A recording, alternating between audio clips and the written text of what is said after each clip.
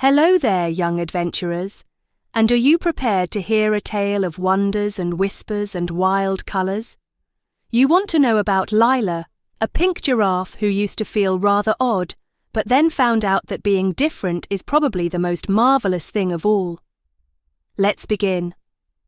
Before the blossom, before the whisper, before she knew she was different in the best kind of way, there was Lila, a pink giraffe in a golden land, tall with questions and quiet with wonder. She had saved a village. She had braved a storm. But even after all of that, one question still stirred in her heart like wind in tall grass. Who am I really, and where do I truly belong? When the storm threatened her new friends in the hidden valley, Lila the pink giraffe went to their rescue and came home a bigger giraffe physically and a bolder one at heart. She had had a long way to come. She had been outstanding and tall, and she had heard something beautiful. It happens that things that are most you, and at the same time most different from you, are the things that people want most. And over the golden grasses she went out, her old chums circling with open eyes. Kendi the zebra said, "Did you really carry a whole village up a hill?" "Yes, only the little ones," grinned Lila.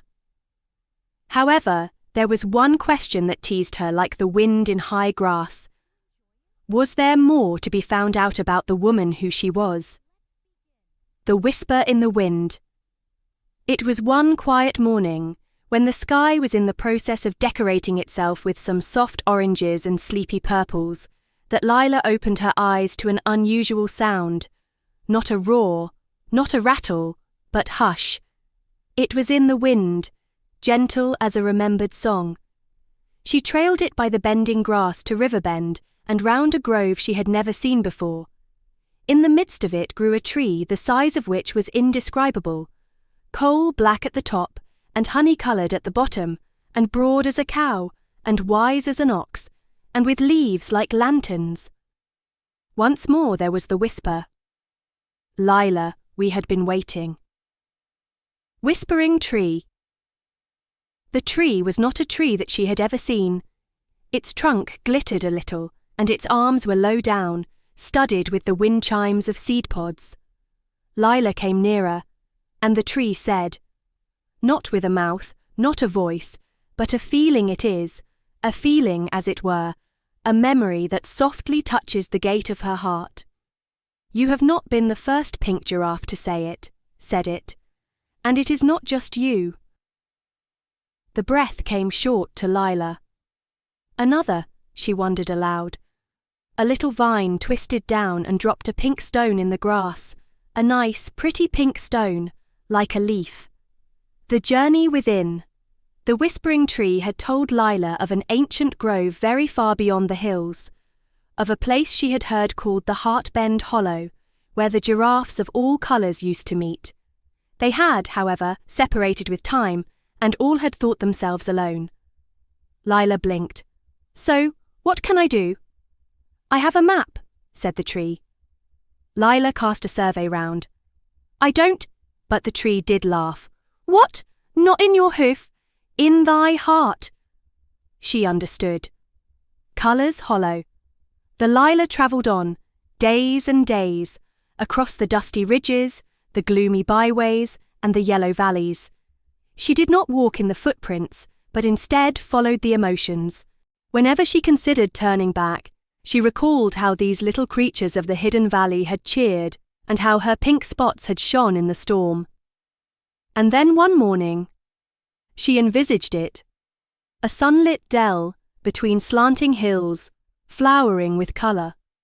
And there, on tiptoe, eating, joking, and stretching, were giraffes of all colours. Blue, lilac, dandelion yellow, seafoam green. All of them are different, all of them true to life. Meeting of the marked. The laughingly surprised colourful giraffes pulled about at the entrance of Lila into the clearing. Someone whispered with delight, "Pink," and another said, "Through the south." A nicely coloured giraffe with indigo dots walked out. "Come home." "Welcome," said she. But, I had no idea that there was such a place, Lila whispered. The giraffe answered, Many do not. Yet, we have always been tangled up together, with hope and with candor and with the trees that remember. The giraffes came together. They told each other some stories and sang and took a special meal composed of skyberries and sugar grass. And they brought Lila a necklace of leaves of pink stone, just like the necklace the whispering tree had given her. Coming back with a mission. For several days Lila remained in Heartbend Hollow to receive the stories told by wind and the stories told by tree. She was taller than tall, not because of her specialness, but because she mattered. The giraffes accompanied her to the hilltop when it was time to go home. You are a storyteller now, said the indigo-spotted one. Inform the rest of the world that we are here. Make them feel that they are home. Introduce them to the fact that difference is something magical. With a full heart, Lila nodded. A garden of belonging. At home, Lila sowed a seed of the whispering tree into her favorite meadow. Every day, animals would gather in order to listen to her tales about the valley, the hollow, and the colors the world forgot. And when the tree at last began to flower, its flower was not red, or gold, or green. It was pink, same as she. And so the pink tree bloomed, quietly, brightly, fully, just like Lila. She had gone far to find others like her, but in the end, she had also found herself, not just in her spots or her height or her stories, but in her voice, in her kindness, in her courage to be different.